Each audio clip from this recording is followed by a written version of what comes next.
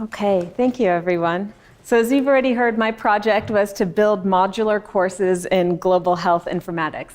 So I imagine many of you have been involved with some type of teaching exercises in the past. So you know how difficult it is when a student comes up to you and they're so eager to learn a new topic and you've just got to look at them and say, you know, we don't have any place here at Vanderbilt where you can go to learn that. So that is how I began my project. That's why my vital project was to build this small bank of videos on global health informatics. To give you some background, Vanderbilt has the biggest department of biomedical informatics in the country, and I'm lucky to be a part of it. We use informatics and we use technology to improve healthcare systems, patient outcomes, hospital workflow, and other things along those lines. We also work to improve healthcare research, and that's my particular area, improving research using informatics. So if any of you are familiar with Victor, which is Vanderbilt's Institute of Clinical and Translational Informatics, or the REDCap data collection platform, which is available for free to everyone at redcap.vanderbilt.edu. So that's my home team.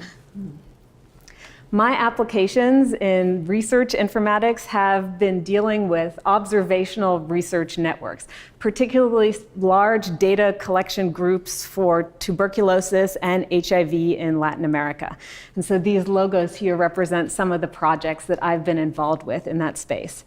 But doing informatics work in these very resource-limited settings in sort of these different locations is completely different from what we deal with here at Vanderbilt in the informatics work that we do specifically here in Nashville and across the US. And that's my connection to informatics and global health. That overlap between informatics and global health is becoming a discipline in its own right. And more students are beginning to ask, how can I learn about it? So I am addressing the research area, but global health informatics itself as a discipline, a growing discipline, isn't just about research in global health. There's a huge clinical component and there's a public health component. And so my colleagues here and I talked to lots of people at Vanderbilt. We looked around and we could find nobody here with the expertise or sort of the hands-on experience to discuss these topics at a really educational level. So I've certainly taught in-person lectures and classes here at Vanderbilt, and I've also been lucky to have the experience of running a MOOC, one of those huge and free open online courses. And I did that with my colleagues, Drs. Paul Harris and Firas Webby. So that's how I first encountered the Vanderbilt Institute of Digital Learning. Vital and Coursera together, they've really taught me that short video content can be so powerful as a teaching tool. So Vital in this project is supporting me in bringing 2 to 3 global health informatics researchers here to Vanderbilt to meet with our students and to help fill that knowledge gap that we have. But you know, a one-time trip is just a temporary measure. So these visiting experts, while they're here, they will also film 2 to 3 short video segments on their areas of expertise. So we're in the process of inviting 2 researchers at the moment who are experts in some of the groundbreaking informatics work that's been done in sub-Saharan Africa. One of those is an open source electronic medical record system used widely in resource-limited settings called OpenMRS. It's something our students in informatics have heard about, but have not heard about in their classes.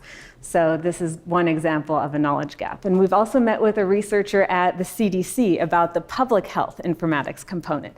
This investigator, she specializes in working with ministries of health in many of these resource-limited countries. And she's interested in how can we train up informaticians in those contexts? You know, what skills are critical? And you know, how do you implement these large countrywide informatics systems? So together, these knowledge sets will help fill some of that important gap.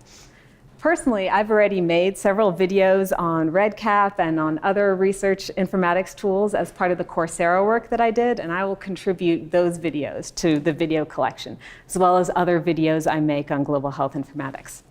So together, we're creating this collection of short videos on global health informatics that all collaborators can use for teaching and training, both here at Vanderbilt and elsewhere. So here specifically, we have 4 plans for those videos. We will use them in a 1-credit global health course called Informatics for Global Health Professionals. That course is usually taught in the fall. We've taught it before, but it was missing some of these key components previously. The Institute for Global Health also has a lot of distance learners who will benefit from these videos. These are oftentimes their students who are abroad doing their practica for their degrees. Students in the Department of Biomedical Informatics and the Masters in Public Health program here will also be able to take advantage of this expanded learning opportunity via the video set. And they'll also hopefully have a chance to meet some of these researchers in person. And finally, we're due for an update or revision of the Coursera course that we put out, because some of our videos show an older version of REDCap that doesn't have the latest and greatest features that we have now. So if any of the videos that we create as part of this are relevant, we will definitely include them in our revised class as sort of invited guest speaker videos. Of course, that's dependent on our collaborators agreeing to appear in our Coursera video. But hopefully, they will see that as a contribution to many of our Coursera learners who are in these resource-limited settings. So this is definitely a group effort, and I've had support from individuals in several departments, and the whole project wouldn't have been possible without the team at Vital. So thank you.